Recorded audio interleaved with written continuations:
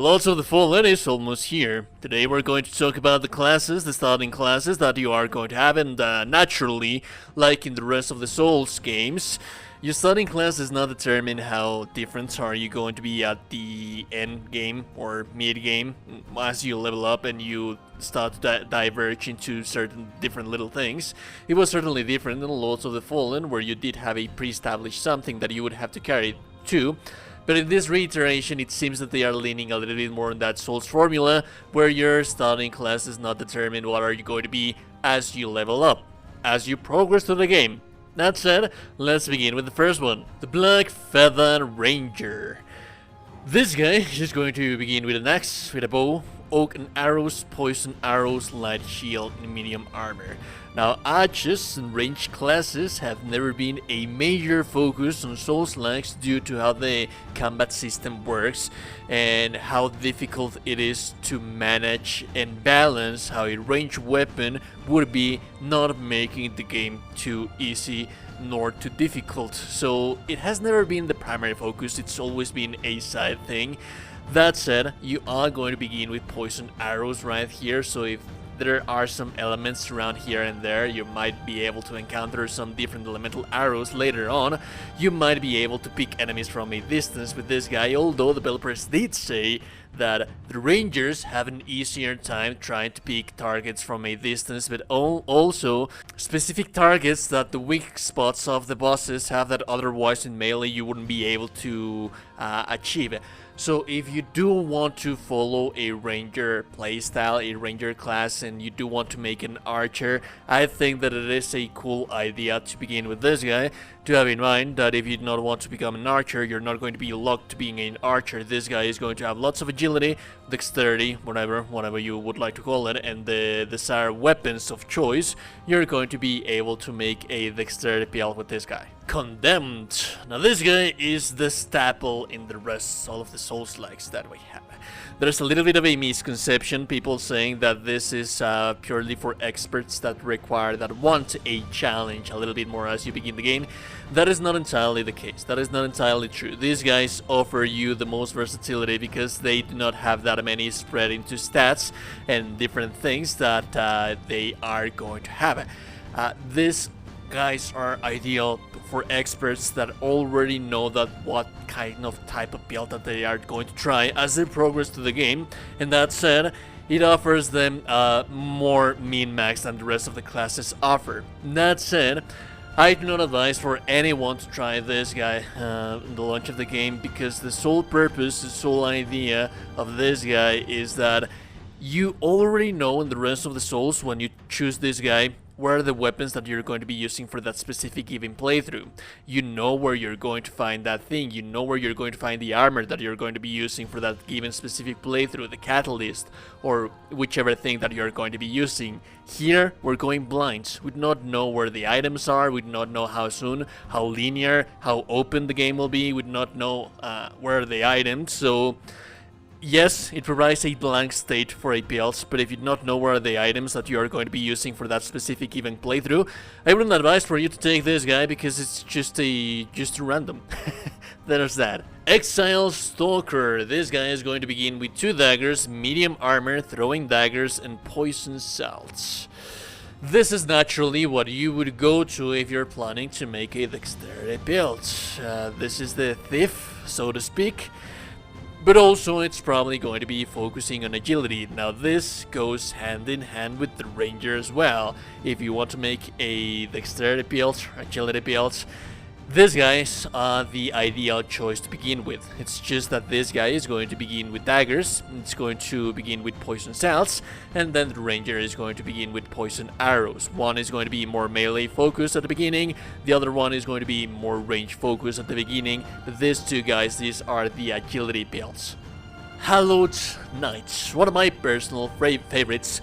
This is as well one of the in-between middle ones. It has like it has heavy armor, it has a shield, it has a sword and board, it has grenade, it has healing over time consumables, and it's just ideal. This is one of my perfect desired beginnings. This is just like your regular knights on Demon Souls, on Dark Souls, and things like that.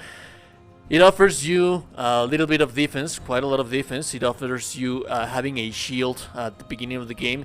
I'm guessing that it is going to be a shield that is going to block 100% of the damage of the enemy, so that's always nice, that's always appreciated in a one-handed weapon. Like, this is just the most versatile when it comes to having everything covered in most of the fronts, so that's nice. The Mournstead infantry. I think I like this guy. This guy has heavy armor. Interestingly enough, it's going to have a light shield, a spear, it has throwing javelins as well, and healing over time consumables. Usually, ideally, in the rest of the Souls-likes that we have out in the market, when you have a spear, you're able to use that spear from behind a shield. It is not that good of an idea with this guy to use that spear behind a shield, because this is just a light shield, meaning that it's not going to prove the 100% physical defense against the rest of the attacks. Although that said, it is a long weapon. It does seem to be very, very long, this thing, as you can see right there. It's just the size of the character, so it's ideal to have a little bit of a distance when it comes to melee. You're also going to have throwing javelins, so you have more long-range distance attack power. But ideally, what you want to do with this guy, as soon as you begin, you're going to want to look for a heavier shield to poke from behind a shield. That is one of the cheesiest and most popular things that people like to do, because it is very easy to just poke from behind a shield. It is hated by some, it is loved by other people, but it's just something that we have. I think that is one of the best things that you can do in these types of games. When you're in doubt, just poke from behind a shield. There's that. Orian Preacher. Now this is your usual cleric of all times. It starts with a hammer, it starts with a light shield, a radiant catalyst, which is probably going to be used to cast holy magic, healing radiant spell, light armor, small mana stone consumable. Yeah, like this is basically the cleric that you would normally begin with. It only has the healing radiant spell, but as soon as you progress through the game, when you have more things available, once you find more spells at the early levels of the game, you are already going to have a radiant catalyst ready to begin casting those spells. It's probably going to begin with high stats on that specific given stat that scales with the radiant spells. It also begins with consumables to replenish all of those things. It doesn't say that it has any healing items, but it does have a healing spell. So instead of relying on healing items, you are going to have that healing spell. That said, it is a little bit more healing to your roster, and we know that the offensive magic of these guys, it's actually really damn nice.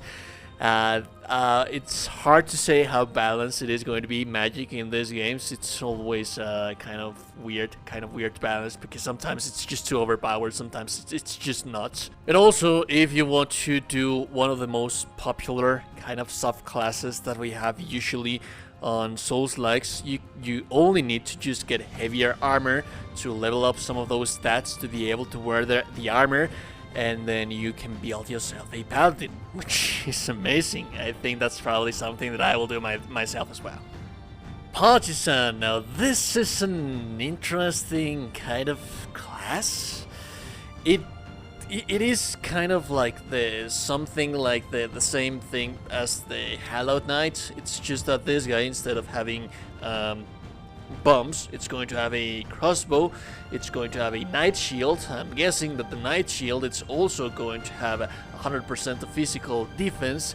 It also starts with a flay. Interestingly enough, the developers say that the main stat scaling for the flay is going to be agility. So this guy, it seems to be like the dexterity kind of version of the Hallowed Knights. I forgot to mention that Hallowed Knights, it's usually a nice idea to build a quality character, but also a mainly focused strength character that it's going to have the sword and board. This guy has a bow, it has a crossbow, it also has a weapon that scales with agility. So this is a tank, this is a heavy boy that's going to be focused on agility. So if you want to be using agility weapons while still having heavy armor, this is the first choice to go to.